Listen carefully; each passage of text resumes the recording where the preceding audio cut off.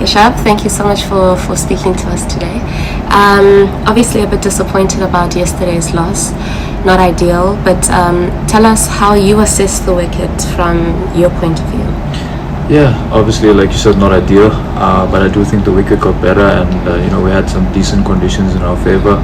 Obviously, we didn't cross over the line, but I think at the end of the day, there's a lot of positives that we can take out from this game, and we can reassess what we could have done better, and hopefully implement the right strategies in terms of where we want to execute our skills going forward in the next 2 matches remaining in the series. Do you feel as though the Sri Lankan batsmen were allowed a few runs too many from your assessment? Yeah, definitely. I think it took us a little bit longer to adapt, especially at the start of everything. I do think that we weren't as good as they were in terms of limiting the amount of extras that we gave, and I think 21 runs in extras is a lot, but hopefully we can rectify it. Maybe it's a bit of rustiness, not to make excuses for the bowling display, but I think we can be a lot better. We have standards and expectations of ourselves, and I know the boys are going to do really well come in the remaining 2 matches in terms of implementing and rectifying our mistakes. What's going to be vital in terms of rectifying those mistakes going forward?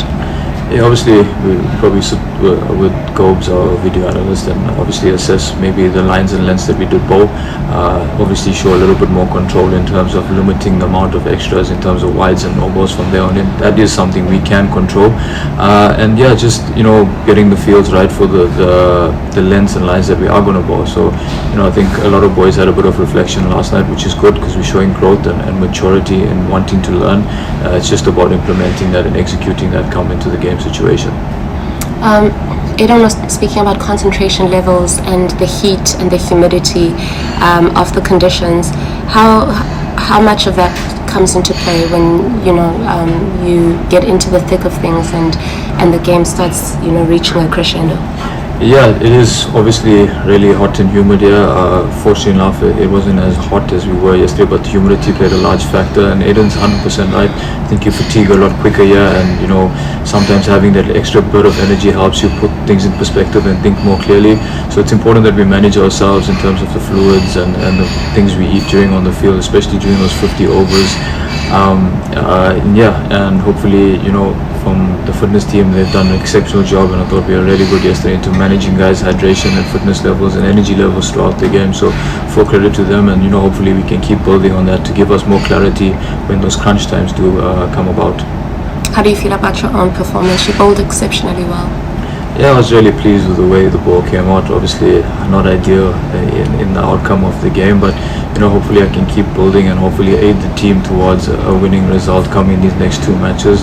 But I think as a collective, we're showing good signs of growth, and I think it's really important. Obviously, like I said, the result is what often inspires people, but I think there's a process to everything, and hopefully we can get back to winning ways come the second game and third game in the series. There's been a lot that's been said about the role of the spin bowler in this series and how the team is not probably going to lean on its seam attack as much as it usually would. How vital is that, and do you feel as though there's enough spinners in the team? Yeah, I think spin is generally the way to go in the subcontinent, but take nothing away. I think the seamers can still do a job, and we showed that in the second and third spells yesterday. They came on. I thought they bowled really, really well at the depth in executing the Yorkers and things like that yesterday. But I do feel like Aidan did a remarkable job. Take nothing away. I mean, a guy that's not deemed as a frontline spinner, he did a really, really good job. Hopefully we can utilize that skill going forward. 3 spinners in the team, yeah, it's 30 overs, and you've got your seamers. So if we do have the flexibility of another one, it wouldn't be a bad thing. But I think right now we're in a good space with regards to the array of bowlers that we do have, and we just need to utilize them as best as we can for the given conditions. Do you feel that the team is under pressure with points towards the World Cup? It's a give and take situation. I think it depends on how you look at it. Whilst we are fighting for championship points or World Cup points, if you want to call it, the qualification points, I think there's more growth that's happening, which is important, but we do have to get back to winning ways to make sure that we qualify, which is important. But each step at a time, each game at a time, and I think if we do come over the line in terms of getting those points eventually, which I'm sure we will, it's important that we've taken the learnings from our losses that we've come through along the journey. obviously there's a very short turnaround time between today and tomorrow, just one day in between the first and the second fixtures. How do you guys prepare yourselves? There's been a lot of rain today, so obviously no practice is possible. So what do you do in that stead to be able to prepare for another day?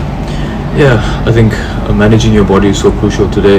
To play back-to-back 50 over games in 3 days, it's really hard on the bodies. But there is massages, there is physio, and our medical team is very, very, very good with managing the players and making sure that we have fresh energies for the game, because it's crucial in terms of what you deliver on the field to be mentally fresh and physically fresh.